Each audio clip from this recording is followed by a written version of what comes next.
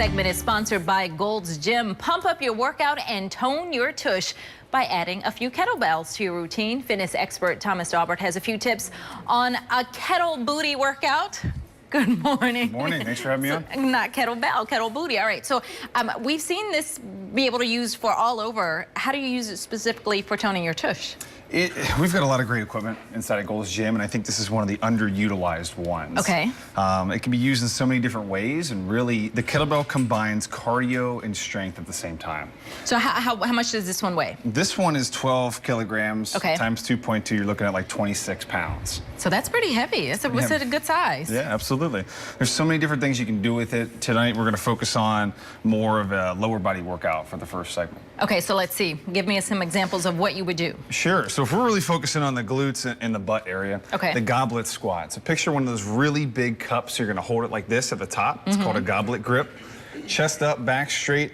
Your feet, you want them to be right around shoulder width apart. Okay. You're sinking down low into that squat, trying to keep your chest up and then coming all the way back up. And you have to go that low for the squat? Ideally, yeah. What you notice about this, people who have mobility issues, either in the knees and the hips, if they've got some kind of mobility issue, having the weight in front of them as opposed to a normal back squat, normally they can go a lot lower with this. Okay. Actually, people argue online, and some of the experts out there argue that the kettlebell front goblet squat is one of the best exercises you can do. Oh, wow. So this one in front of you, and again, sinking all the way down. And you do this for something like 10 repetitions. Okay, got it. All right, what else?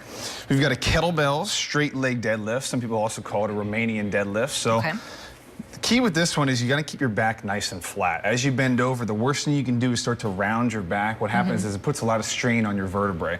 So as you bend over, your legs stay nice and straight, maybe just a slight bend in your knee. You're coming all the way down as far as your flexibility allows you, and then coming all the way back up. Okay. This is a really good one for the hamstrings. It's really good for the glutes. You're going to feel it in those muscles behind your legs. And that is the same way you would do a deadlift if you had the barbell. This kind of the same principle. There's a straight leg deadlift. There's a regular deadlift where you're actually bending your knees instead. There's all these different variations that hit different muscle groups. Okay, you have time for one more? Sure, yeah. Kettlebell swing. So even if you're going to do a strength training workout, if you're going to use some of the machines inside of Gold's Gym, you can carry one of these around you, and in between your sets, you can use it as cardio. Okay. It's called a kettlebell swing.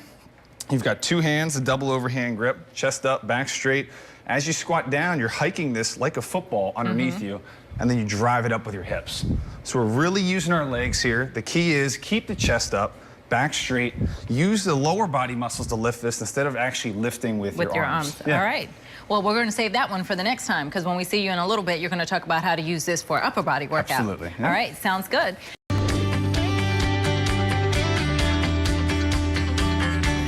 This segment is sponsored by Gold's Gym. We are back with fitness expert Tom Daubert, and he is here to show us some tips on how to pump up your upper body using kettlebells. We saw how you do your lower body and your glutes last time around, so the same principles, just take them upward. Yes, I think the main question I get is, what's the difference between this and a dumbbell? Right. Right. You can do a lot of these exercises.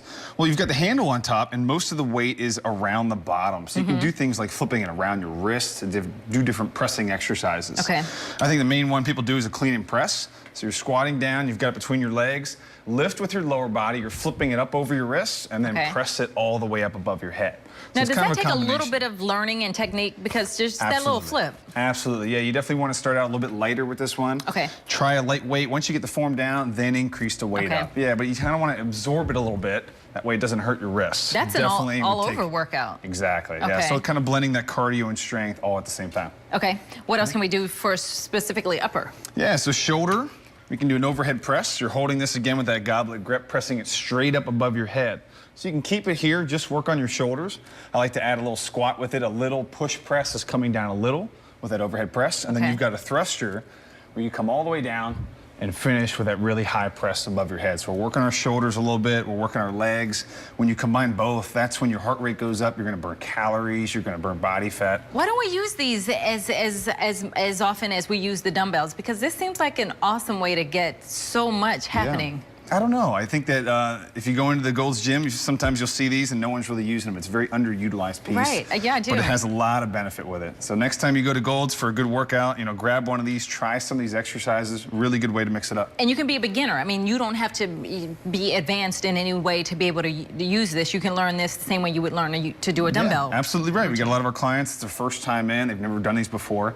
We just start lighter, and eventually when the form is really good, then we start to bump the weight up. All right. Tom, thank you.